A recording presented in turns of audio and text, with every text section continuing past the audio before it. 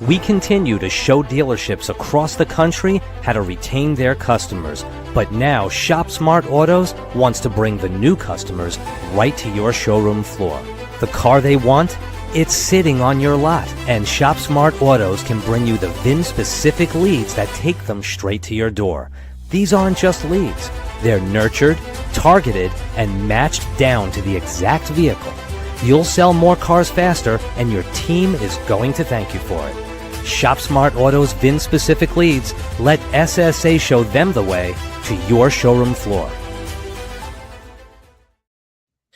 Hey everyone, thanks for tuning in and watching and listening. I am Lee Wolf, and by my side I have Richie Bello. How you doing, Richie? Good, Lee. How are you today? Good.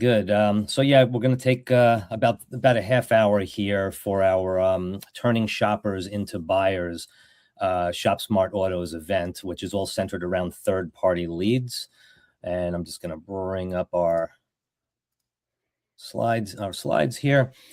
So yeah, turning shoppers into buyers, third-party leads nurtured to higher conversion. And we're not looking to knock anyone over the head. There's no obligation to be a part of this. We just wanted to get the facts and the information out there on third-party leads, the change over time, where it used to be dirty words, third-party leads. Now it's a whole new ball game. So again, no obligation for being with us today, and let's get rolling on with the show. So, Rich, from your point of view, and I think from most people's point of view, third-party leads in 2020 and dealing with COVID as compared to today, what's the difference? What's going on? Well, there's a pretty much big difference between then and today. What the problem is, the pricing of Google has gotten so much more expensive, right? And in 2020, who really needed leads? I mean, really, there was no inventory, so why would you want leads? So it was a time where supply was in demand versus today, customers are in demand. And that's much more difficult now to capture that, as you got major problems. I mean, 30 years, they haven't changed their technology in dealer websites, okay? Dealer websites were not intended for conversion. They were intended to display. The evolution came in, and that's why dealerships' websites are so underperforming. I mean, similar web, you can go to all these different outlets and see what I'm talking about. The information is out there. Right. And now, so from a cost of acquisition standpoint, 2019, we were looking at anywhere, it depends on where you are in the country, it depends on the type of dealership, right? But we were looking at like $500 to $1,100. Now we're seeing numbers like $900 to $1,600. What do you make of that? Well, the whole thing with the search, right? So you go to a platform named Spyful, and you can look at different markets. Like you take right now, Queens, okay?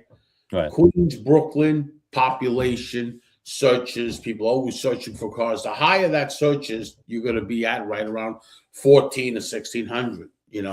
That's where you're going to be. It ain't like in Sugarland, Texas, that they have a better PPC person or a better marketer. No, it has to do with the volume of the people. What we've noticed is through our clickable platform, we are seeing an increase in the Dade County area on the paid search tremendously. We're seeing in certain zip codes, it's the same type of thing as New York now. And that's a little crazy for us anyway. But and that's the difference right now. On an average, you're right around over 900. I would say $1,100. Last year was 900 and change. I would say right now it's 1,000, 1,100. I mean, that's crazy. That does not help a dealership, that cost per acquisition, because yes, you have co-op, but what happens when you run out of co-op in the first quarter, right? And now you got to really pay that. That's when dealers don't spend that money in advertising. And then the problem is there's no consistency with that. And then this is where the third party leads are dominating right now. Not based on what I say. I mean, Cox Automotive sent it out to everybody. I mean, third party leads are dominating. Our third party leads are totally different. I have on my phone here what a lead from certain brands are: name, full name, work number, and cell phone, and that's Right. it. It's different. Yeah, and actually that was the next place we were going, is having the right type of leads. And with a Shop Smart VIN specific lead, you're getting a pretty incredible amount of information, right? Yes, you are. And let me rephrase that. I had that information always. Came COVID, the reason that a lot of people didn't convert it, because you didn't need leads, but this is your inventory. It's really third-party leads because it comes from our website. But in reality, when you look at the definition of third-party leads, you don't get this. There's nobody that has that inventory, and there's one other person that has that, and that's the OEM sector. Right. Ford Direct has it and all that, and that's what we have. Those are the kind of leads we have. Your inventory. So that lead has a much more value than any other lead, I think. Yeah, the car's on your lot. I mean, right. They're actively searching for the specific vehicle that's sitting on your lot. That's unbelievable. And here I see first name, last name, inventory ID. What else you get? The make, the model, the VIN, the year, condition, price, mileage. It's like, forget it. Colors when available, stock numbers, contacts, name, email, home phone number, cell if it's going to be in there, I'm sure, their address. It's unbelievable as compared to the competition's leads. Right. Okay, so who's managing the store? So we're seeing that turnover is at an all-time high. Training is, I guess, kind of in a lot of cases expensive and very limited. And all leads are usually treated in the same way, which we have here burned and discarded. But basically, there seems to be like a thought process in the dealership world that when you get a lead, whether it's third party or not, that it just automatically means there's intent to purchase.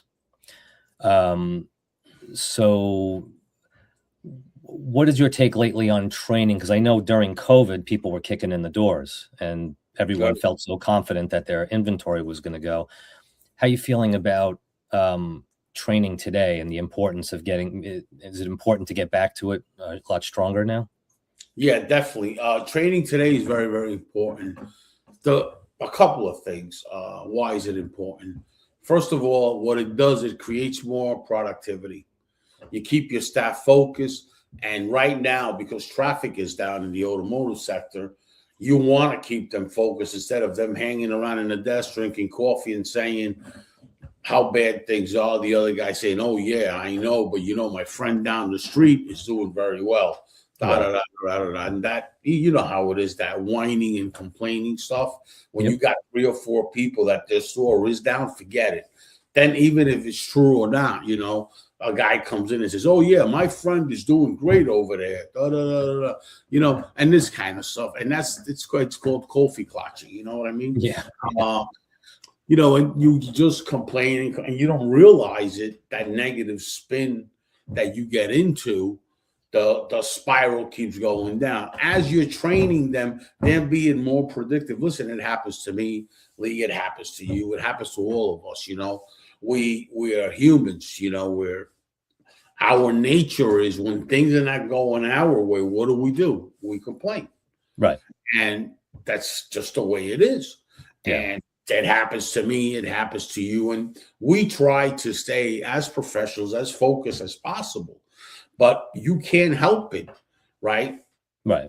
That's that we're professionals, training and going into stores and talking to people and learning, and imagine how difficult it is for these guys that are 21, 24, 25 years old to sit in that showroom and wait, and there's no opportunity for them. It's hard. So training increases your productivity. Yeah, absolutely. It increases your confidence. And if your confidence is good, then consumer confidence is good, you know? Yeah, So then you start going on the spiral up instead of in the spiral down. right, right. Yeah, I always noticed that especially hands-on training. I know you were the type of guy that when you would go in and train, you were getting out there on the floor and selling cars in front of Right. salespeople. A lot of the training that I came across over the years with a few different companies, it was just watch this video, answer some questions. Watch this video, answer some questions. People were actually paying other employees to take these tests and this training for them because they just didn't even want to watch or pay any attention. But I noticed hands-on, person-to-person kind of training and interacting with people and learning how to communicate again and, you know, just take a breath and get yourself out there. It makes such a tremendous difference. And the other thing, Lee, just to answer this question for you, why did I do that? Like, because I was in a dealership like Ideal Motors. I would go there on weekends and all this. When I was doing the training, I always had that Ideal Motors, you know, with Yeah, Gary and all that. And I would go on there to keep polished because, you know, let's say that you were great in the car business, right, right? And now you became a trainer for 10 years. You don't know what the market is today. You're going by how you used to do it. right, You know, 10 right. years ago, things change. Like right now, the lead generation is changing, you know, Sure. and everything, and the evolution of any industry starts changing. So if you don't keep up with it, and how could I be such a great trainer if I don't have a store that I do it on weekends, so I do it every day and deal with salespeople and deal with stuff and deal with inventory, deal with the real problems. These guys are coming up with solutions and all that, but they're coming up with solution based on 10 years ago, 15 years ago, Right, not today's solution right, right. because they Gotcha. don't have a store. Right. And now this actually pulls from the last slide and kind of bridges to this, where we were saying that all leads are kind of treated the same. Now, that's a lack of training on the dealership's part, but also it becomes overwhelming, right? I mean, if you do get an influx of leads and you're trying to touch these leads a certain amount of times, which most dealerships probably touch leads, what, 2 or 3 times? Yeah. Yeah, it's very hard for them to get, 7 to 10 new leads, touch them all 10, 12 times, try to sell cars, try to do your paperwork, try to stay. Right. So now we're getting into the idea of companies are supporting their leads with nurture. Now, Shop Smart Autos not only gives VIN specific leads, so the car is on your lot, but Shop Smart is actually nurturing those leads before they even get to you, right? Right. Correct. Yeah. So just tell And us a little bit about that. we've always nurtured, because if you look at Shop Smart Autos and you look at the form, it's only name, phone number, and email. We've already communicated with them in the nurturing part. We've always nurtured them, not like we're doing it today with AI and all that kind of stuff. You know what I Right. mean? But we've always nurtured them, because how are we going to get them so much data? You know what I mean? How is that possible? If the form says first name, last name, and the reason we have the VIN number, the stock number, because it's the vehicle detail page. So that form you only see on that vehicle detail page, and Right. you only see it when you pick a car. Right. Right.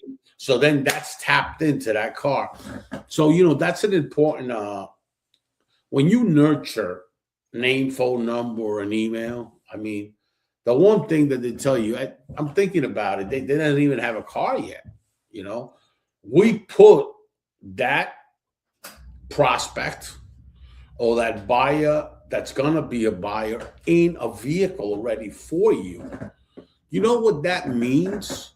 When a customer is already on a vehicle, you don't have to spin when that customer walks in that you have a lead, first name, email, and all this. Yeah, okay.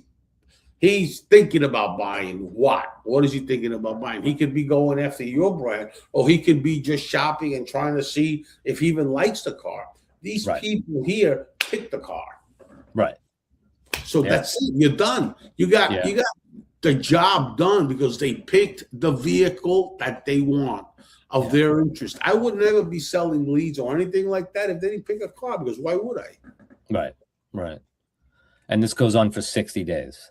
Right. 60 days. Correct.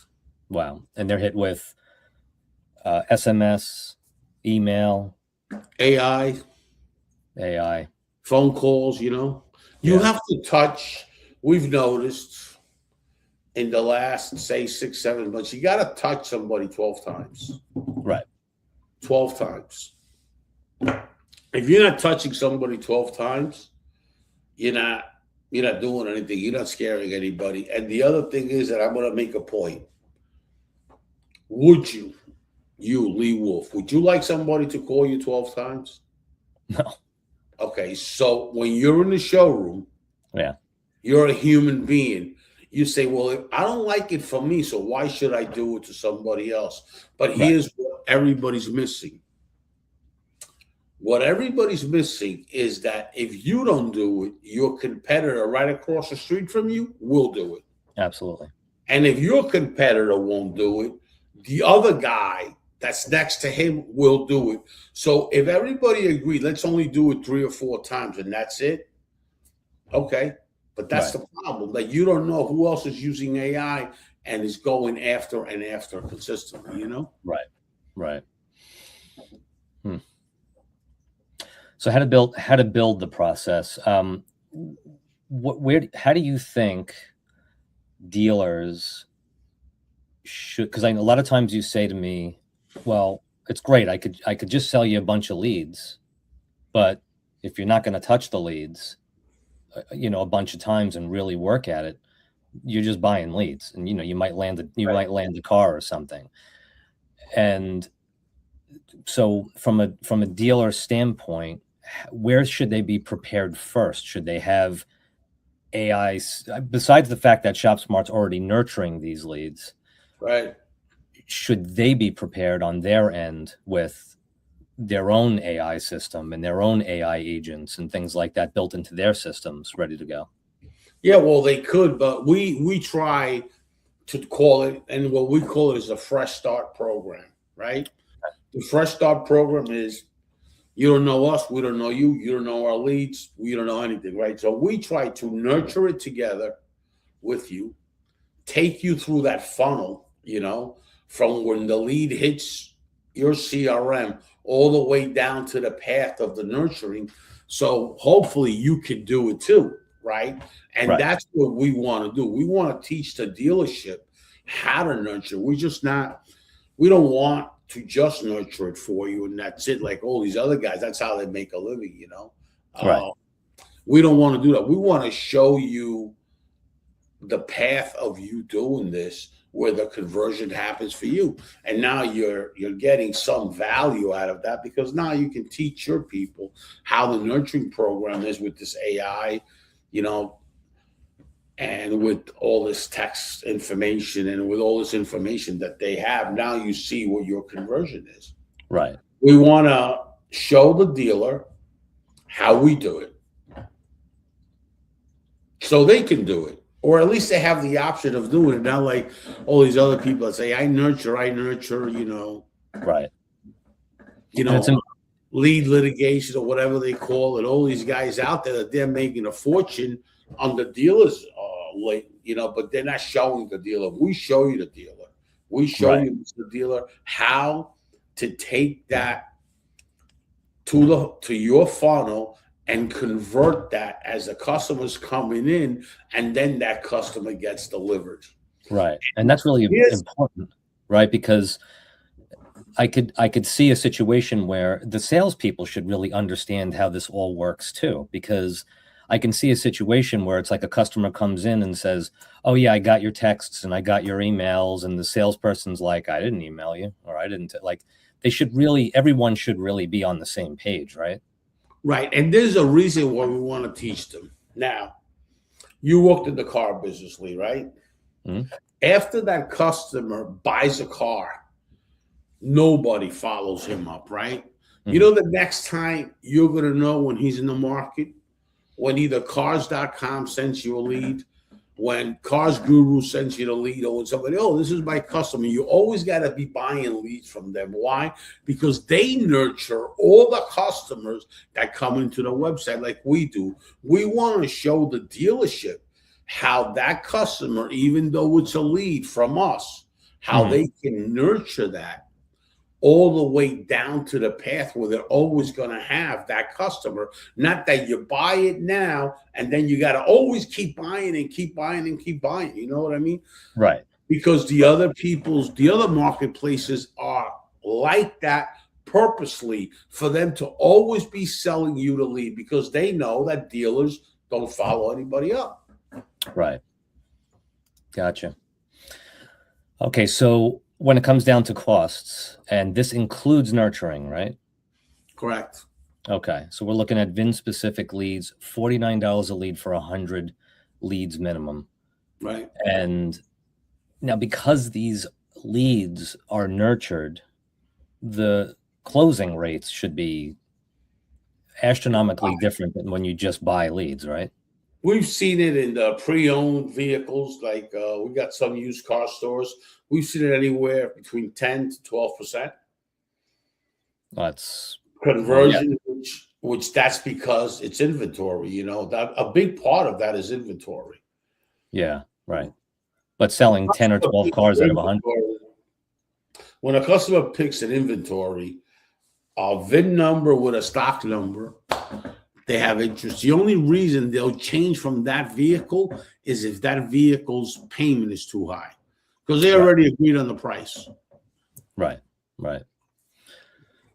And we know that, Lee. So we did a big change in our website, right? We put on each car an estimated payment. That's good. Just put it transparency right out there. Right. So we changed the website. The UI is changed a lot. You got to look for certain things that it changes. So we put, here's the vehicle that they picked, and we give them an estimated payment. Right. The reason we do that, because we noticed that even though they had that VIN number and all that, certain dealers were complaining to us because they were changing vehicles, right? And then they would lose the deal. Here, the excuse can't be like, well, the payment is too high. Well, they already saw the payment, unestimated payment. Oh. So we just added that. Like, that's one of the features we just added. That's awesome.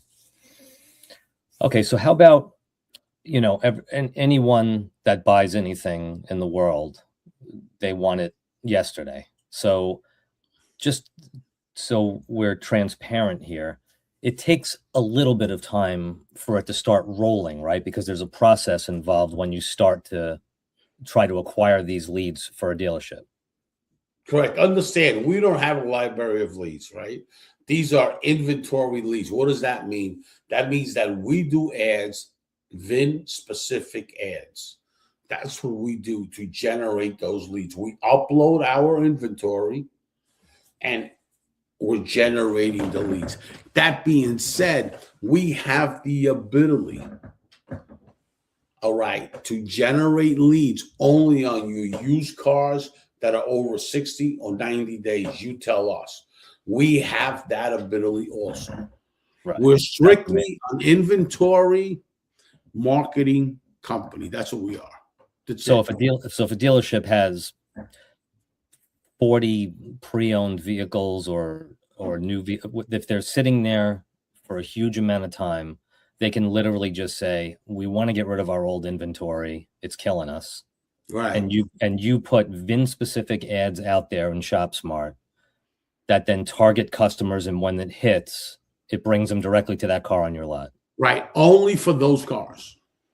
Wow. I don't have to give you the leads for all your inventory. You say, I only want these cars that are old age unit. Now, that helps you because, as you know, the car business, right, Lee?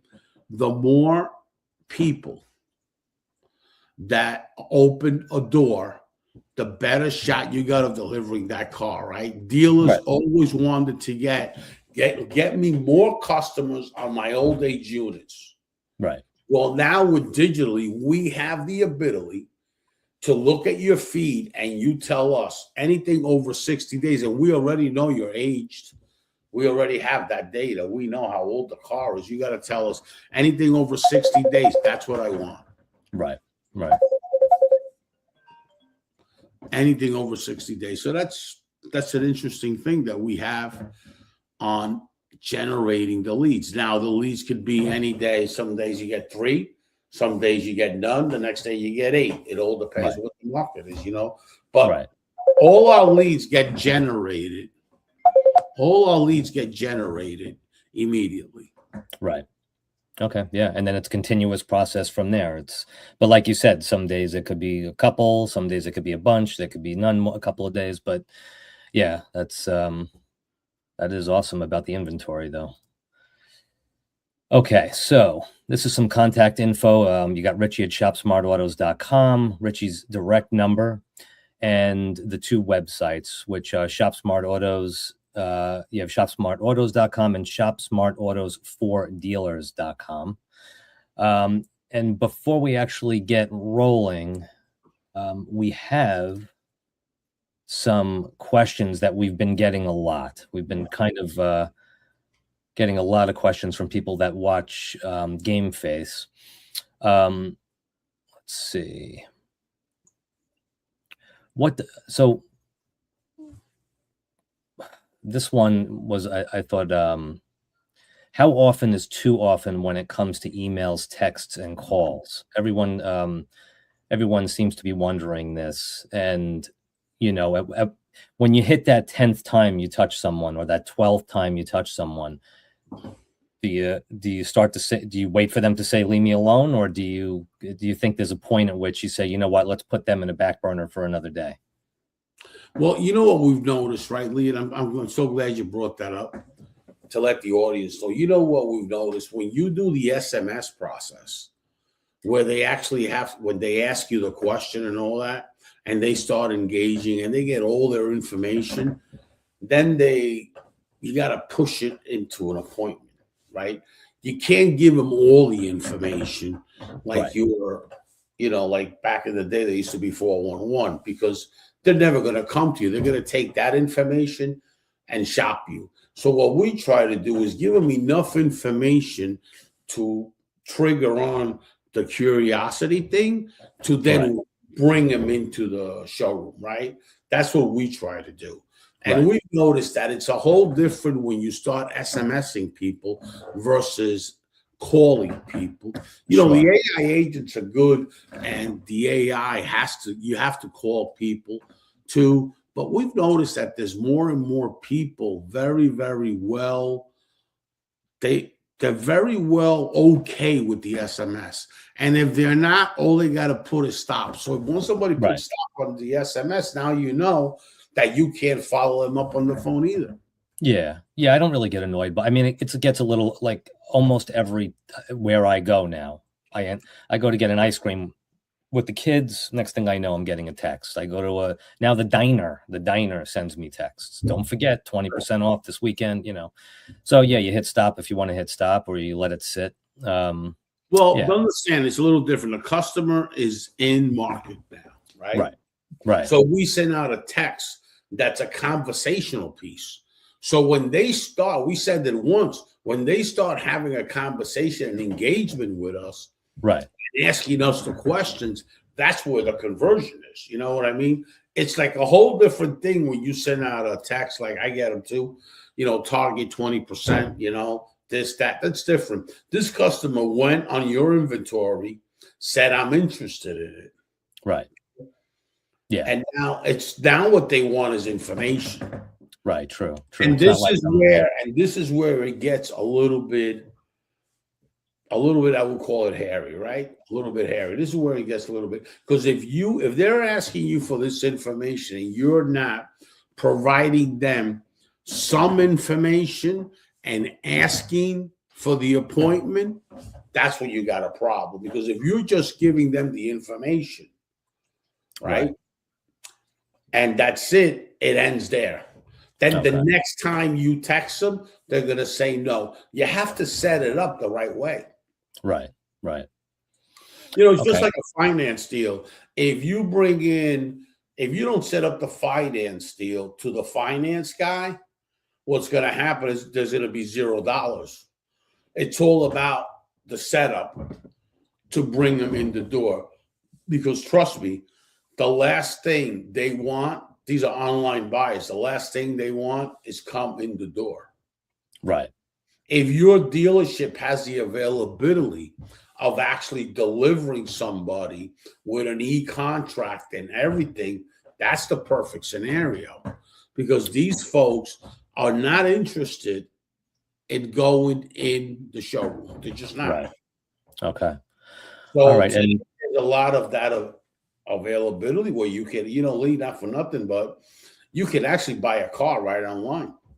Yeah. Yeah. And the dealerships that don't do that, like Carvana, they ship you a car right here. Boom, you have it. Right. If you don't have that ability, Mr. Dealer, I don't think you should be buying leads, honestly, to be honest with you, because your competitor does. Okay. All right. Now we've hit the 30-minute mark here, but I did want to ask you one more of these questions. If a dealership is getting started with third-party lead nurturing, what's the first thing that they should fix, or an important thing that you should look at on a dealership level? Well, if you're going to start with the nurturing program with us, let's say they don't buy leads. Let's say they just want to do nurturing, no problem. We would love that. The first thing is reach out to us so we can see your CRM. We can see if everything is set up right. We can see if your webhooks are right. We can see how you have everything set up. Right. Okay. All right. Awesome. Anything else you wanted to add before we leave the audience here today? No, I think this is great. Thanks a lot for putting this together, Lee. I really appreciate you. And look forward to more of these sort of online events. All right, cool. Yeah, and thanks to everyone out there for watching and listening. And I'm sure we'll be doing this again very soon. Have a good day. Take care. Bye-bye.